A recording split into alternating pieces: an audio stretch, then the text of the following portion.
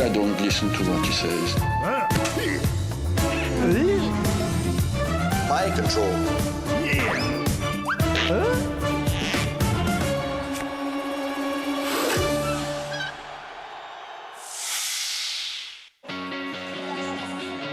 This time on Dream Teams, our own team of experts have fought among themselves to name Real Madrid's elite of the elite. Who makes it in and who misses out?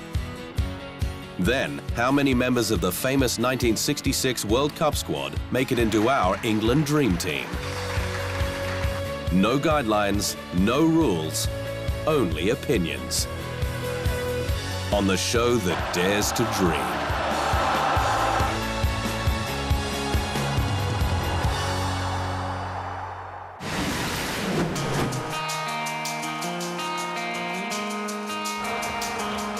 They are football royalty, with more La Liga titles than any club in Spain, more Champions League trophies than any club in Europe, more money than any club in the world.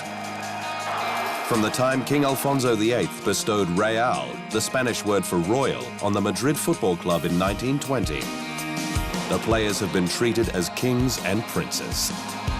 And that's the way the men of the Bernabeu have always played.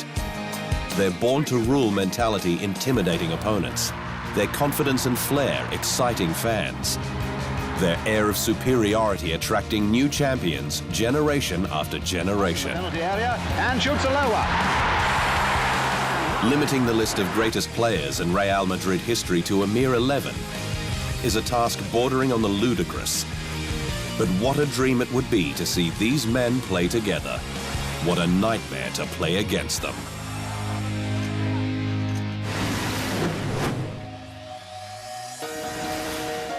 The Real Madrid Dream Team is picked with a 4-3-3 lineup to take advantage of the incredible wealth of options in the forward half. But first, the back half starts and ends with the man in the net, and the Real goalkeeping debate can really only involve two options.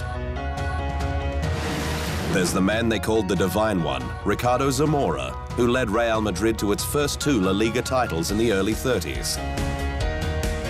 And the man they called Saint Iker, Iker Casillas, the most decorated keeper in Spanish history. Zamora was famous for wearing a cloth cap, a white jumper, and leggings to protect his skin from the sun. Known also for his spectacular saves, he is honored with the Zamora Trophy, awarded annually to the La Liga goalkeeper with the lowest goals to games ratio.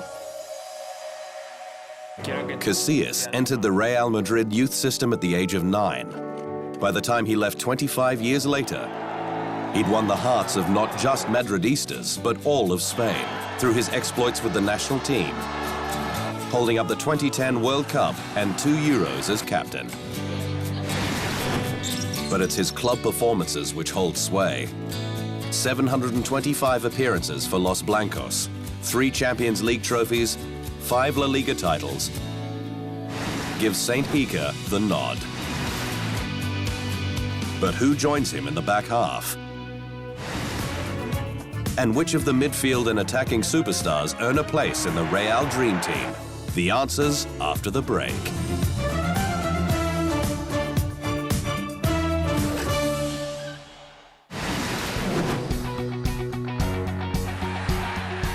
Goals get the glory. Always have, always will. And for fans and administrators at Real Madrid, it is especially true, with the array of stout-hearted defenders down the years having to settle for the mantle, unsung heroes.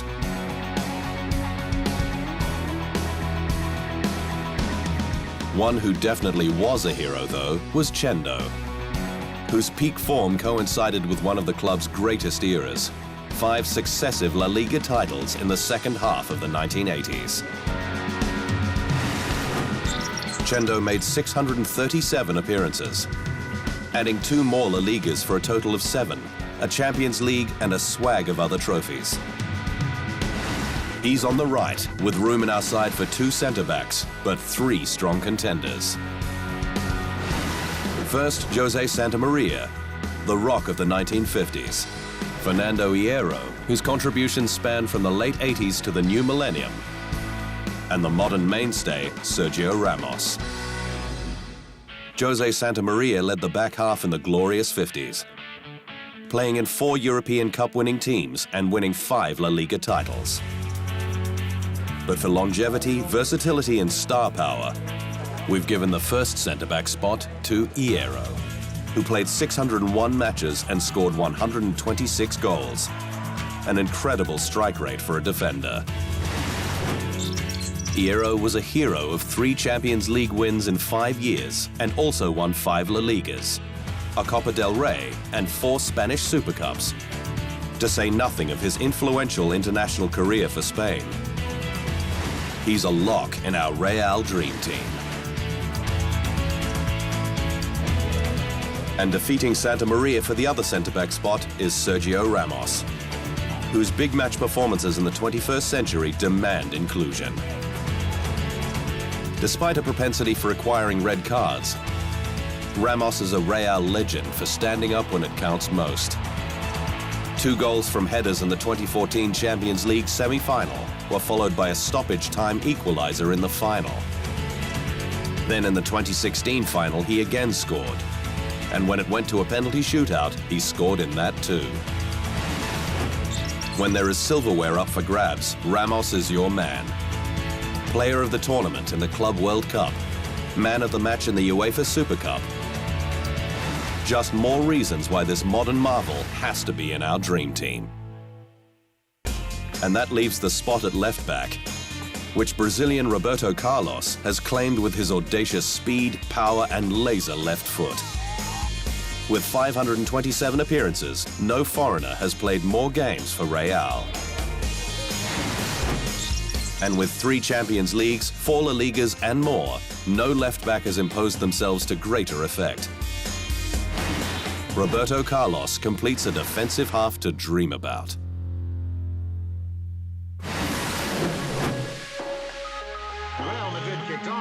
To the midfield, where it really gets tricky, because Real has had so many outstanding forwards that to squeeze every legend in, compromises to team balance must be made. Real Madrid's majestic midfielders down the years range from the defensive mindset of Fernando Redondo, the all-around magic of Piri, and the playmaking genius of Luis Figo. So which of those giants of the club make it in? None. On the right, we've gone with the supreme maestro Alfredo Di Stefano, because put simply, he could play anywhere. The Argentinian was a unanimous choice as the greatest ever Real Madrid player until Cristiano Ronaldo came along to at least make a debate of it. Di Stefano not only played in 5 successive European Cup victories, but scored at least 1 goal in every final. He was the driving force of 8 La Liga titles, winning 2 Ballon d'Ors.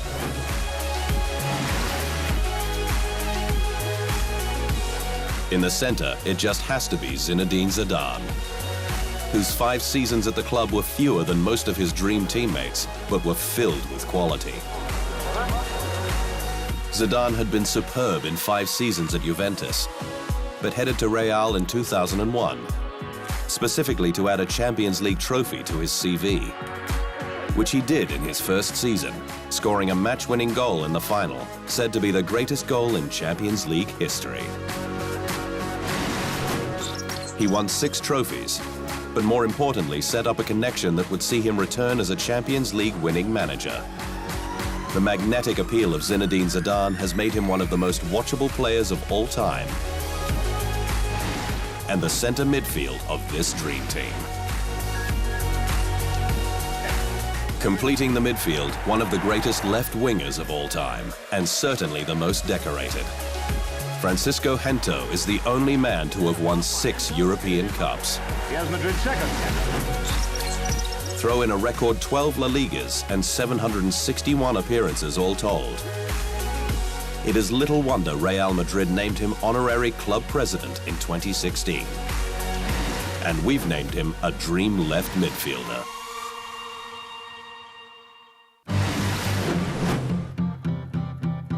To the forward line, and the Ronaldo conundrum.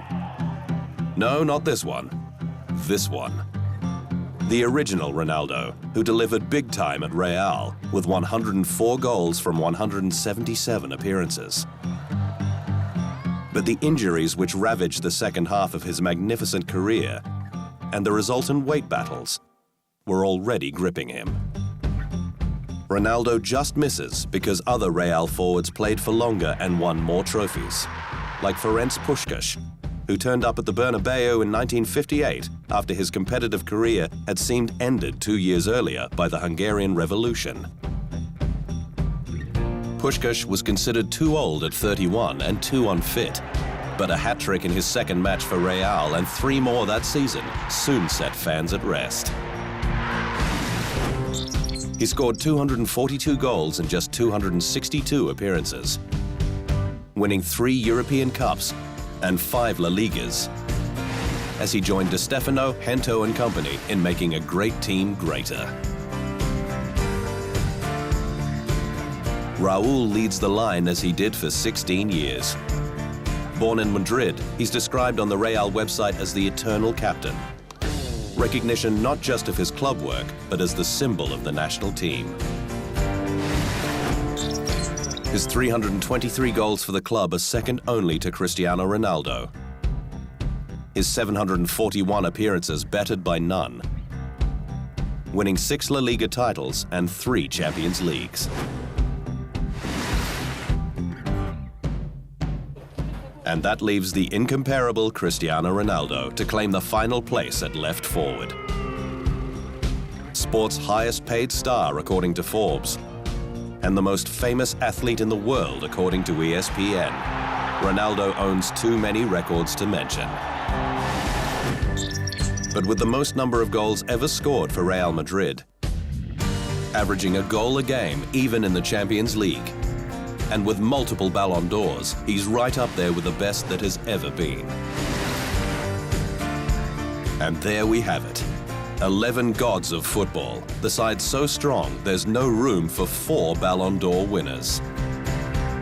Raymond Kopa played just 3 years at Real. Luis Figo was just beginning 5 grand years at Real. His Ballon d'Or is much for his work at Barcelona. Ronaldo's Ballon d'Or had a strong World Cup influence, and Fabio Cannavaro's was down to his outstanding form at Juventus. All that's left now is to name our manager and captain.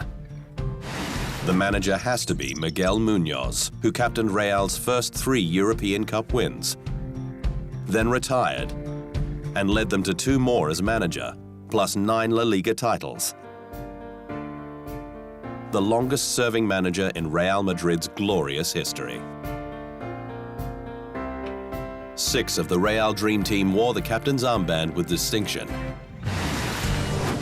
But we've gone with the inspiring hometown hero, Raúl.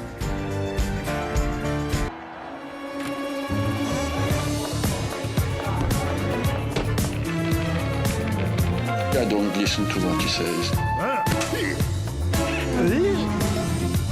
Mind control. Yeah.